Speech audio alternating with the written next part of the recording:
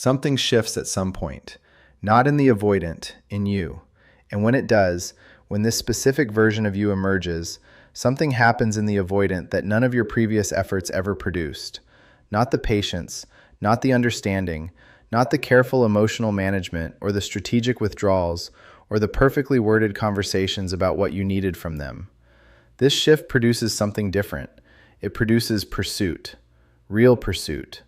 Not the avoidant warming slightly during a good week, not them becoming marginally more available when they sense you pulling back, but genuine, motivated, internally driven movement towards you in a way that feels qualitatively different from anything that came before. I want to tell you what that version of you actually looks like, because it is not what most people expect, and because understanding it clearly might be the most useful thing I can offer you, not as a strategy to perform, but as a direction to actually grow into.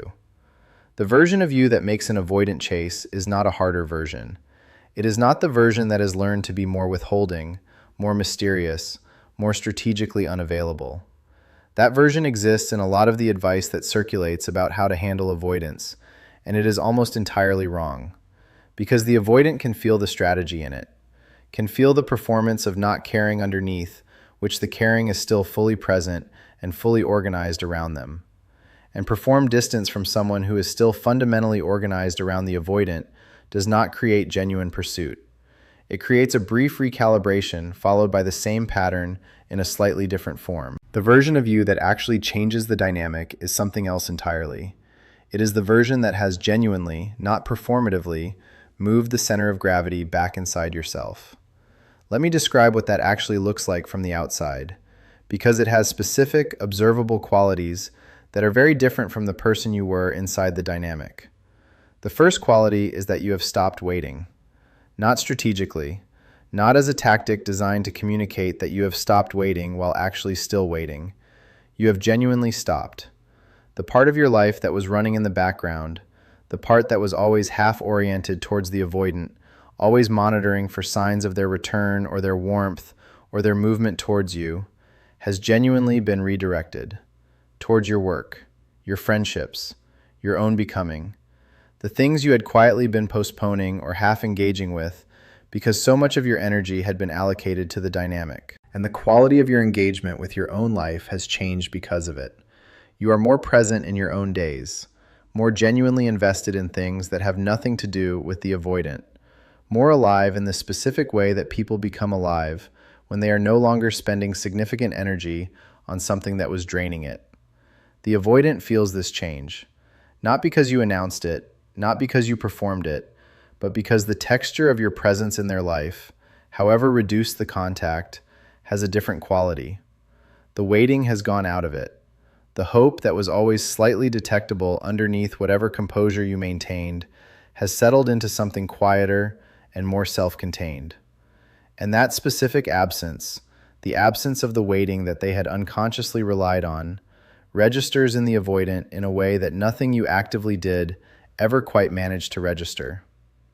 The second quality is that you have become genuinely interesting to yourself again. This sounds simple. It is not. Inside the avoidant dynamic, especially after months or years of navigating the pattern, most people become progressively less interesting to themselves.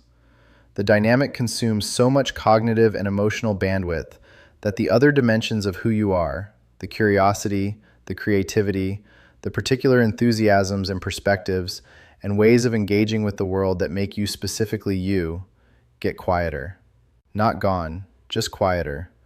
Pushed to the margins by the ongoing preoccupation with the relationship and its uncertainties. The new version of you that makes an avoidant chase is the version where those dimensions have come back online, where you are reading things and thinking about them and forming opinions that have nothing to do with attachment theory, where you are pursuing something that excites you in the specific, absorbed way that genuine interest produces, where conversations with you have a quality of presence and range that was narrowed by the dynamic and has now expanded again. The avoidant encounters this version of you, and something happens that is very different from what your previous attempts to create distance produced. They become curious, not about whether you are okay, not about whether you have moved on, but genuinely, specifically curious about who you are becoming, about what you are thinking, about the version of you that seems somehow more fully inhabited than the version they knew inside the dynamic.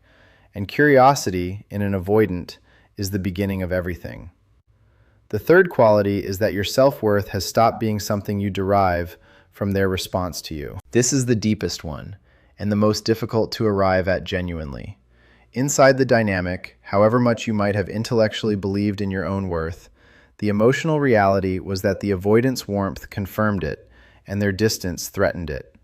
Their return felt like validation, and their withdrawal felt like a verdict. Your sense of your own value was, at least in part, calibrated to their availability. The new version of you has broken that calibration, not because you have stopped caring what they think, but because your knowledge of your own worth has become internal in a way that it was not before.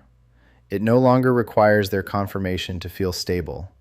It no longer fluctuates with their emotional temperature. You know what you are worth because you have spent time in your own company and found it good, because you have invested in yourself and seen the returns, because you have built something, however small, in the time that you are no longer spending on the dynamic that belongs to you and confirms something about your own capacity.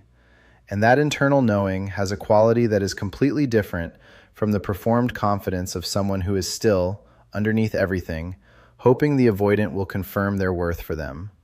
The avoidant feels that difference immediately, because it removes the thing that their pattern most needs to function, the sense that you need them to feel whole. When that need is genuinely gone, the dynamic that was built around it has nothing to stand on.